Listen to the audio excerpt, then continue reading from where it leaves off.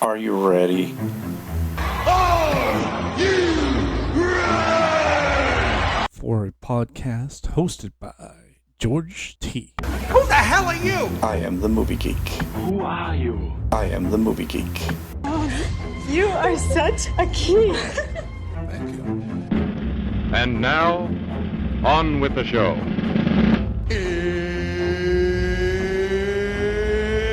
It's time! It's showtime. It's showtime.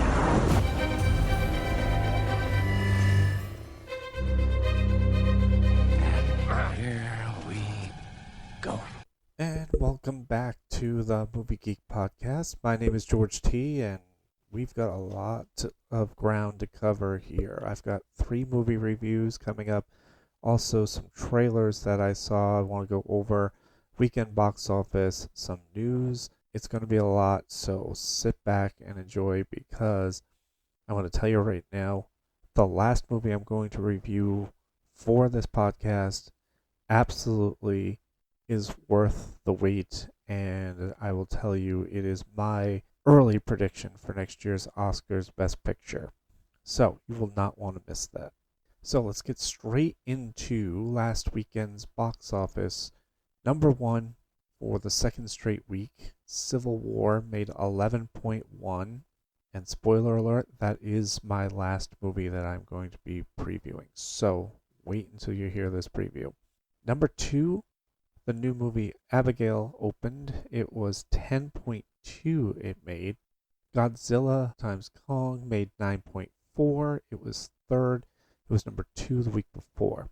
Opening up in a strong fourth was Ministry of Ungentlemanly Warfare, which I also saw and reviewed. And number 5 was Spy x Family Code White, 4.8 million. So that was for obviously the school vacation week crowd, and it did very, very well. I do have to mention that Dune finished 8th, and it has not yet reached 300 million, so I was way off on this movie.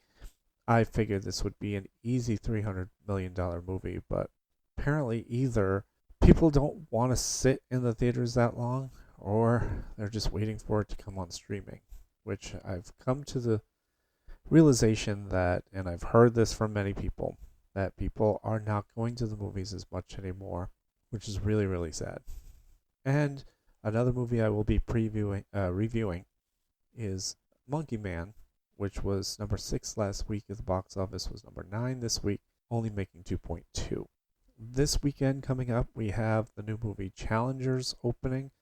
Also re-releasing this weekend, because they're anniversary weekends, we've got Aliens 45th anniversary and The Mummy 25th anniversary. Now, I was born when Aliens did come out. I obviously didn't see it in the theater. I was not permitted at 3 to see an R-rated movie. Yeah, alright, I'm dating myself. Whatever. Mummy, however, I did go see. I don't know why we're releasing these in the theaters.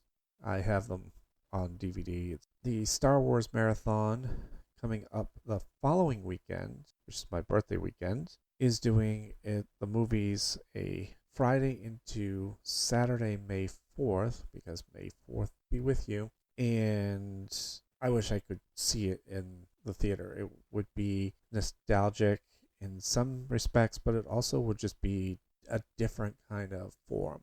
Now, granted, my son also mentioned to me that, Dad, you can watch these movies by yourself at home and sit in front of the TV for all 9 movies. It's going to take a while, but you could do that. And I told him, hey, look, it's not because I can't do it here. It's because it would be great to see them all in a theater all at once. But of course, I don't have that kind of time. Maybe next year.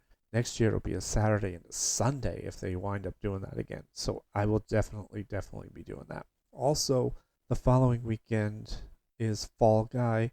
Saw another trailer for that. It looks really, really good. Emily Blunt and Ryan Gosling. Can't wait to see that. Can't wait to review that. Hopefully it is as good as the previews look. Let's get into 3 trailers that I saw while seeing the movies that I saw, or was passed along to me. Number one was The Strangers Chapter 1, and this is really, really good. It is a prequel to the original Strangers movie that was made a long time ago, and I can't wait to see it. It looks very creepy, just like the original Strangers. And then we've got Trap and the Watchers. So Trap is an M. Night Shyamalan movie where Josh Hartnett from a long time ago, from the teen heartthrob movies of the 90s, he plays a serial killer in this movie. And not much is known about this movie except that it's going to be crazy.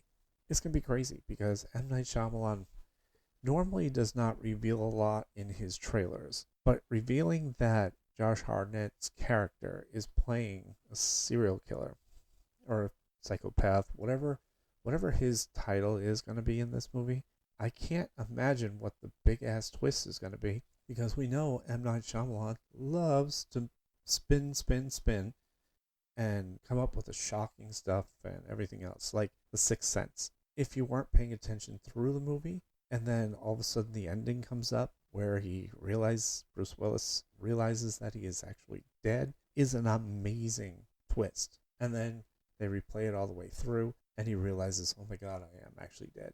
Sorry if I spoiled The Sixth Sense for you, but literally you should have seen it by now, so whatever. So The Watchers is a movie by M. Night Shyamalan's daughter. So this should be a very interesting clash of seeing how she performs. Is it going to be like her dad, where there's going to be a plot twist at the end? Those trailers are up right now, and they look really, really good, so I cannot wait to get more information and see more of the trailers. We also got an updated new Deadpool and Wolverine movie. Just take my money now. Take my money now. Because this movie is going to be amazing, and I hope this does do what Marvel wants it to do and resets things and gets this off the ground back to where it was right after Phase 3. Because Phase 4 was not very good for movies. Phase 5 is starting to materialize. The shows have been really good. I've talked about this numerous amount of times. And even Kevin Feige has mentioned that they're scrapping a lot of stuff. They are moving stuff around because they want to do quality over quantity now, which is magnificent to hear, because I know they're trying to pump out more and more movies. But after Endgame and after Spider-Man No Way Home, it became apparent that they were trying to push stuff out. Because, again, you have Spider-Man No Way Home, and you set up this whole thing with Sony and a multiverse. Then you decide to do Doctor Strange and the Multitude of Madness. There was no connection to it. You would think that there was going to be a multi-universal thing. And yes, there was some universe jumping, but it was more of, just they were trying to get it all together, and it should have been a whole lot better, because you had that ground set, and it just didn't work. And then we know about the others. I mean, we don't even talk about the Eternals anymore. I mean, that thing's been scrapped. It's still a movie. It's still a part of the Marvel universe. But nobody talks about it. Nobody's even mentioned it. I don't even think you'll see the Eternals in anything. Phase 5, 6, 8, 7, 10, 12. I don't even care. You're not going to see it. You're just not. Another one that I was really looking forward to, and it got dropped, was the Transformers 1 trailer. It's the animated Transformers movie that is coming out. It is an origin story of how Megatron and Optimus Prime came about. Looks really funny. Chris Hemsworth is voicing Optimus Prime. It looks really, really good. If you haven't seen the trailers yet, definitely check that out. There's a lot of news that I've been reading about, but I will save that for next week's podcast. Again, trying to get a podcast in for you guys and give you some really good content. And I don't want these things to run very long. And in about 3 weeks, I'm going to be pumping out a whole lot of stuff and just be better. I'm also working on revamping my YouTube channel so that eventually I will be streaming there. And again, like I said, I've got at least one guest lined up. That will be coming down the pipe. I mean, I'm trying to get as much information as I can, try to give you the best for your listening. So, with that being said, here is the 3 movies that we saw this week. Monkey Man, Ministry of Ungentlemanly Warfare, and of course, Civil War. So let's start with Monkey Man. My son, George, I know I haven't mentioned their names and everything else. My son George and I wanted to see this film. My son is a huge John Wick fan, so George wanted to see this because the trailer had a lot of John Wick action in it, and it looked pretty fun. Dave Patel stars and directs this movie. He plays Kid, a man out to infiltrate the enclave of city's sinister elite and avenge the death of his parents. It is a pretty good movie. It is actually very good. This takes place in India. It is touted as India's version of John Wick, but he isn't really John Wick. He is not a assassin. He's not a killer per se. He is just a normal guy. Where we meet him, he is a down-and-out underground fighter, and he is getting his ass kicked for money. He is so desperate for money that he is getting beaten up on a weekly basis. And then finally, something happens where he figures out a way to infiltrate the enclave. Gets in on the ground floor as a kind of an errand boy and starts to figure out his way around the buildings and stuff. So there's a lot of build up to this where he knows, he's had this going on since he was a small child. He watched his parents die, his mother die. We don't really know, what happened to them. As the story goes on, it gets more and more told. And, I've got to say that, doing this review, I have this new sheet now where I can, break this down. So I just wanted to summarize most of this. So what I liked about the movie was the storytelling, where, as I was saying, we start out as a kid. We know his mom died. We don't know really the intricacies of it, but we also don't know his entire journey. So it leads us to this point where he sees the man who killed his mom. So he now comes up with a plan, and the plan goes completely sideways.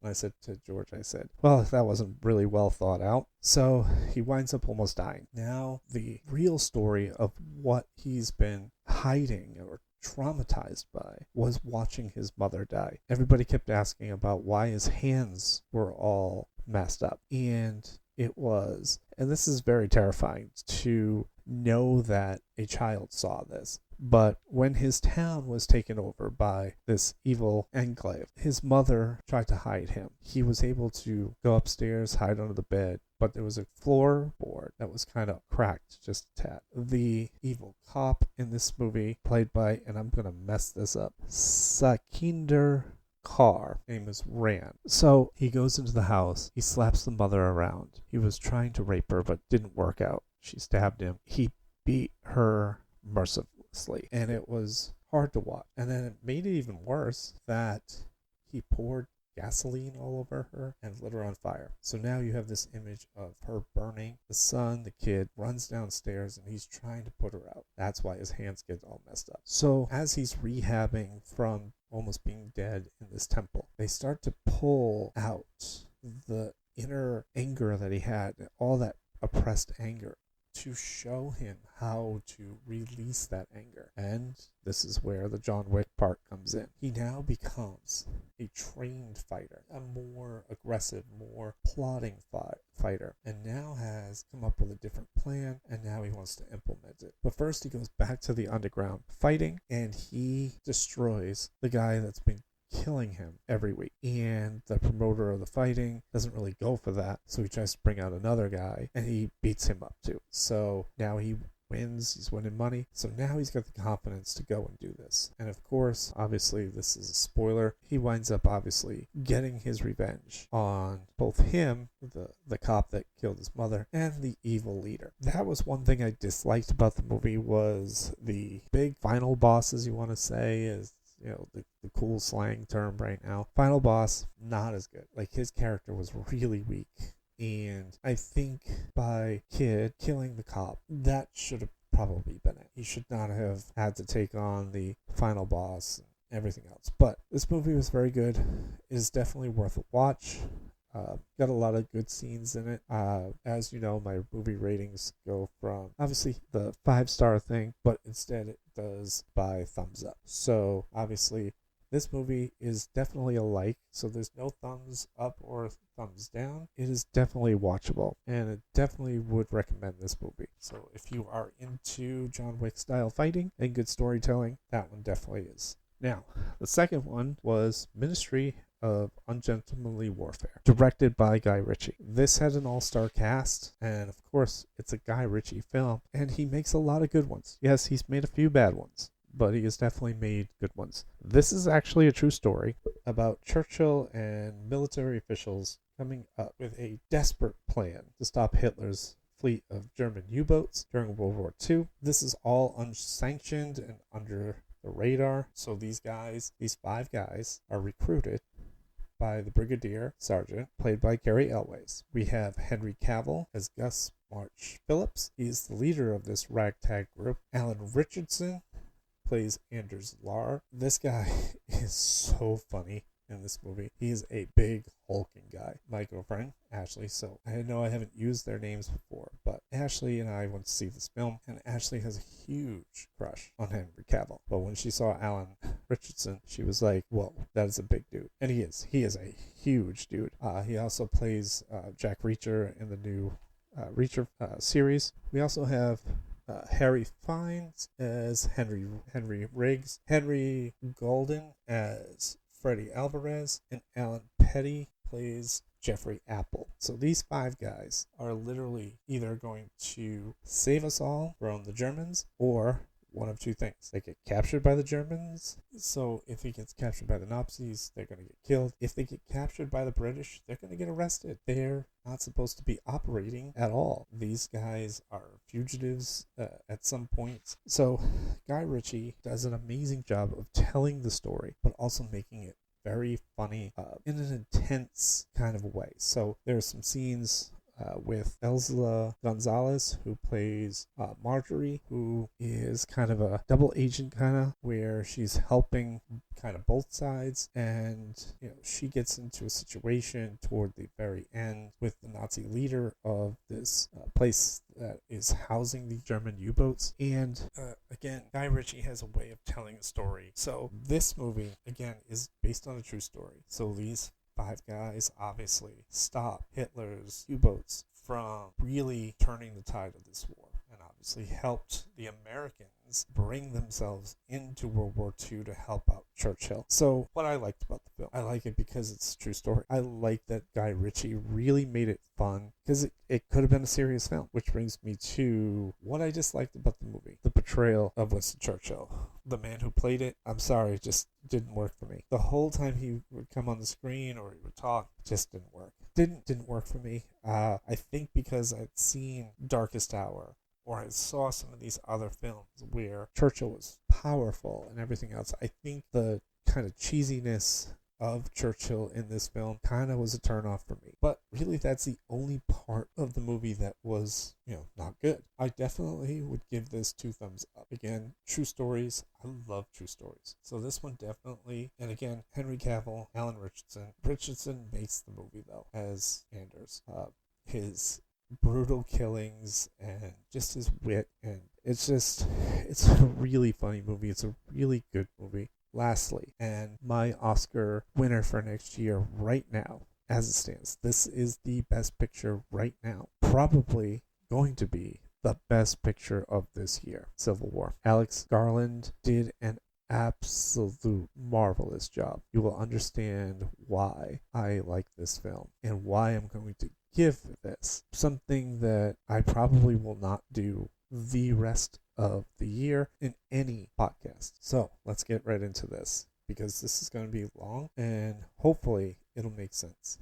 So, from the trailers and from everything you read, it looks like a dystopian future where war has broken out between states which are banding together to take down the White House and the loyalist Americans. Journalists racing to get to Washington, which by all accounts is a suicide mission to ascertain why the president is such a fascist and why he has separated himself from the rest of the country. So there's a lot in here. Now, we don't know exactly the whole thing or the reason why certain states or why this whole thing kind of broke out. So, I mean, it kind of subtly tells you, but it really doesn't hit you right away. So we've already start in with Nick Offerman playing the president, saying that they are very close to winning this war and bringing the sovereignty back into America. Well, we all know that that isn't always the case, is it? I mean, politics is a very dirty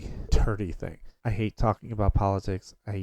Voting is what it is. You vote Democrat, Republican, Independent, whatever your political feelings are. A lot of times, though, we live in Massachusetts. We're a blue state. Voting for president is kind of mute because we are a blue state. We're going to vote Democrat. I am not a Democrat or Republican. I'll vote for anybody that I want to. So we are not going to make this political. And this movie does a very good job of not drawing party lines. We're not Democrats or Republicans in this civil war. We are basically split. We have Washington and all the northern states. So yes, Massachusetts, Connecticut, Rhode Island, Maine, Vermont, New Hampshire are all part of the Loyalists. Well, we only know that because everybody else is Western forces, which I'll explain in a minute. But we don't really know where everybody stands because it doesn't really explain all that. So the journalists in this case, Kristen Dunst is Lee Smith. She's a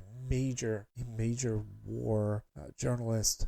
She is taking pictures and doing interviews for the Western Front, which is comprised of California and Texas at first. They are the two biggest states. And again, we're not talking about politically here. These two states are the biggest states. They're also, if you look at any maps, are not like, and again, in politics, they're not in the same group. Texas is, Republican for the most part. California is Democrat for the most part. It has switched up a lot. So again, this does not have anything to do with political. This has something to do with being backed, funded by, we're not sure, but they're not radicalizing. So it's not like it's a foreign power. They're just in this to make a point that we need change. You are a fascist. We want change. So their agenda is to march across to Washington, D.C. and take down the president. The journalists are along for the ride to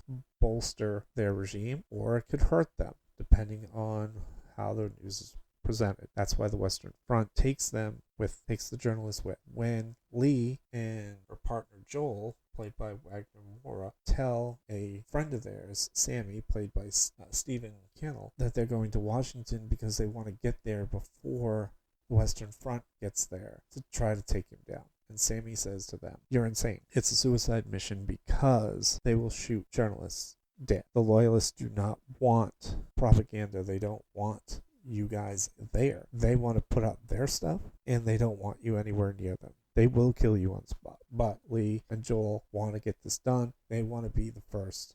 And Lee is so driven to do this. And I'll say this. I'm not a Kristen Dunst fan. She has played some good roles. But for me, I have not really gravitated to a lot of her stuff. But she was amazing in this film. She was absolutely amazing. But before they can go to Washington, they get a straggler. Kelly Spinney plays Jessie. She is a young girl, probably early 20s college girl, who idolizes Lee. And Lee saves her from a suicide bomber while she was trying to take photos of a peaceful protest at the time. So she kind of finds Lee, tracks her down, winds up kind of coercing Joel and Sammy to tag her along, show her the ropes. And Lee is not for it. She does not want to have the burden of the child there. She calls her a child. She's really 20-something, but she acts very innocent. She hasn't seen much. She has,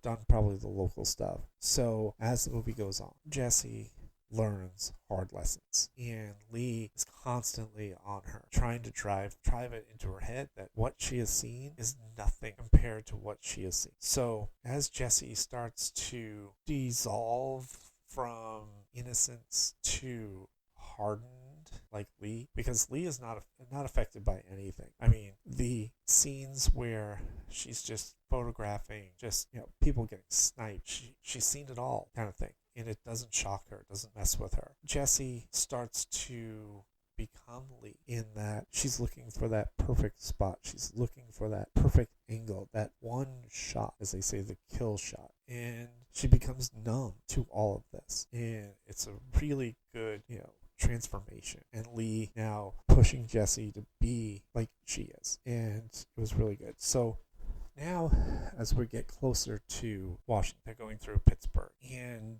they notice that this city is not war-torn. There's no fighting, there's no guns, there's nothing. So they stop into this little area, and Joel goes into the shop. He asks the woman behind the counter, do you guys know what's going on out there? And they say, yeah, no, we watch the news, and we just stay out of it. So Joel's like, so you guys don't know anything? Like, you guys are not in this? Well, what are you guys? And she's like, well, we're just Americans who just are minding our own business. And we get to understand that there are other cities, there are other states that are just saying, you know what, you guys go right ahead. My people or our people are not going to want to get into this. Whether we're loyalists or we're Western Fronters or even the Florida Alliance. So there is a Florida Alliance that winds up mostly getting up to where the Western forces are before they make their attack on Washington. Florida Alliance is made up of Florida, Georgia, Louisiana. Now, they tried to take down the Carolinas or ask them to secede. It does not happen. So they stay with the Loyalists. So now they are on their way. They're very close to Washington, D.C. And they run into a few rogue Loyalist Marines. The leader, played by Jesse Plemons, who is married to Kristen Dunst in real life. He's been in a lot of good films. He's a really talented actor, and he plays this rogue leader. So he asks the journalist, where are you going? Where are you from? And he's a scary dude. Like, he's kind of funny in like a very serious kind of way, and he makes them very nervous. So he's pointing a gun at the journalists, especially little Jessie. He asks Jessie where she's from. She says Missouri, and he looks and he goes, well, that's American to me. They're a loyalist, so I think you're safe. And he starts asking every single person. So one of the journalists was from Florida. He shoots him, and it's just horrifying to see that he just, without question, just shoots him. There's another guy, an Asian guy, winds up saying that he's from Hong Kong. He came to this country from Hong Kong. Boom, he gets shot. He asks Lee. Lee's from Montana. Montana, right now, in this, is a loyalist. She's safe. Now another one is Joel is from Florida, and he's about to shoot him when Sammy, who doesn't walk very well, knew that this was a very bad idea to confront these men. Winds up taking the van that they're in and just plowing through them and saves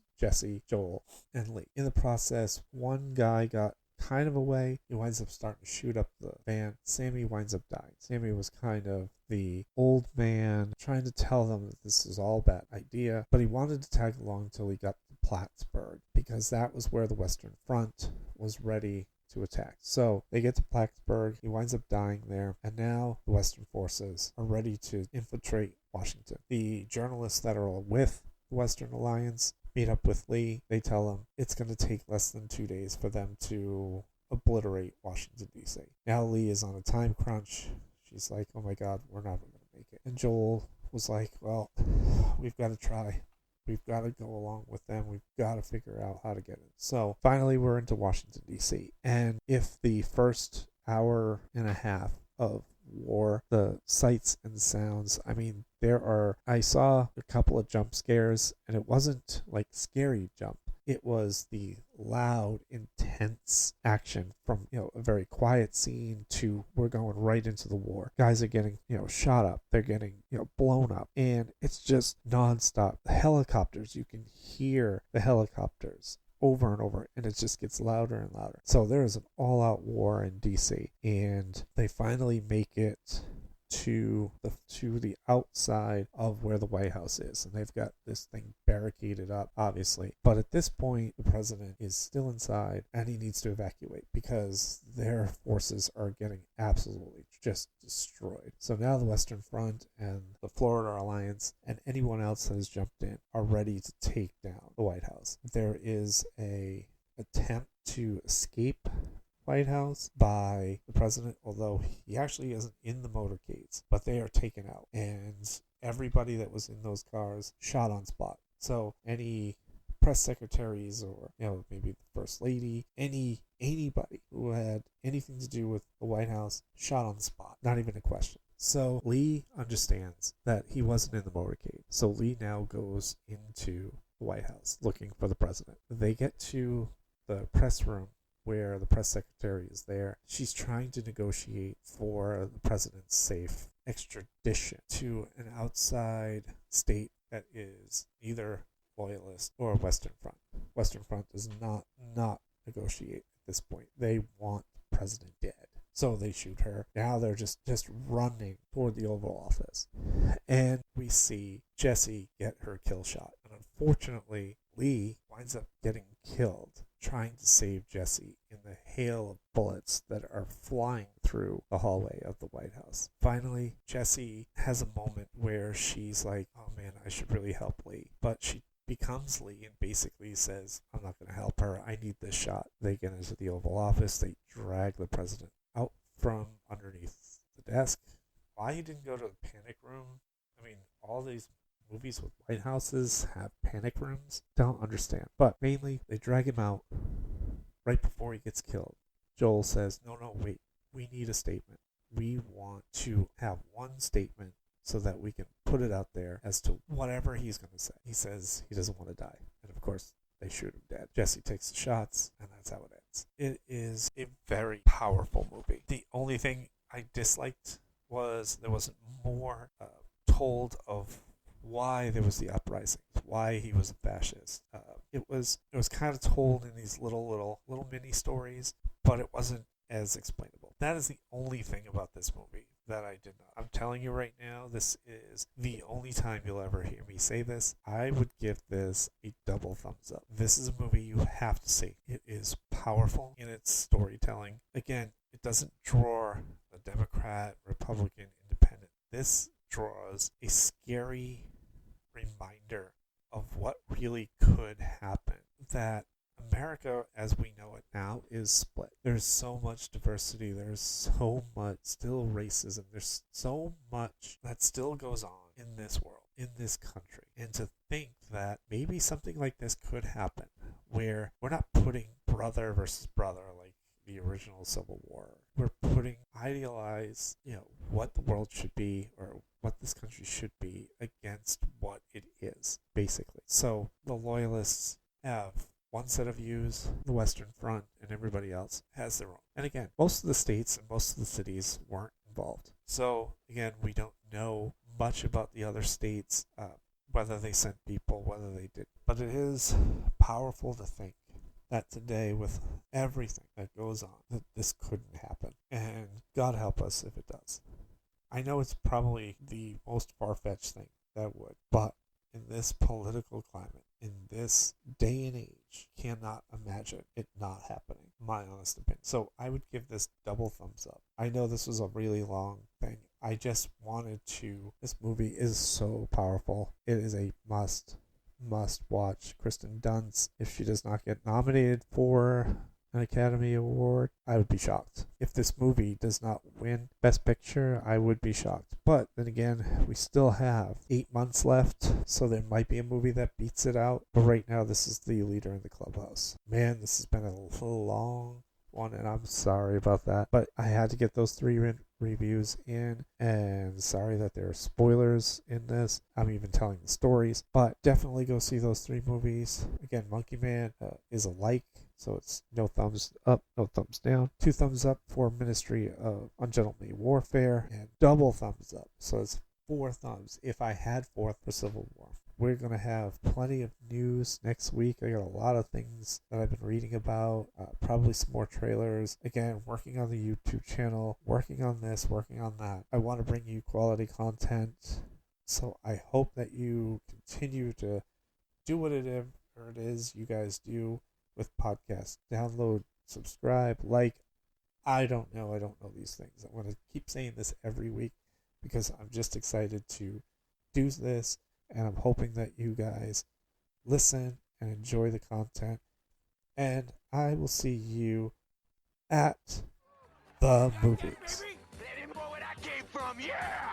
See you next time. Bye. Waiting for you. Goodbye. Goodbye. Goodbye. Hasta la vista, baby. That's all, folks.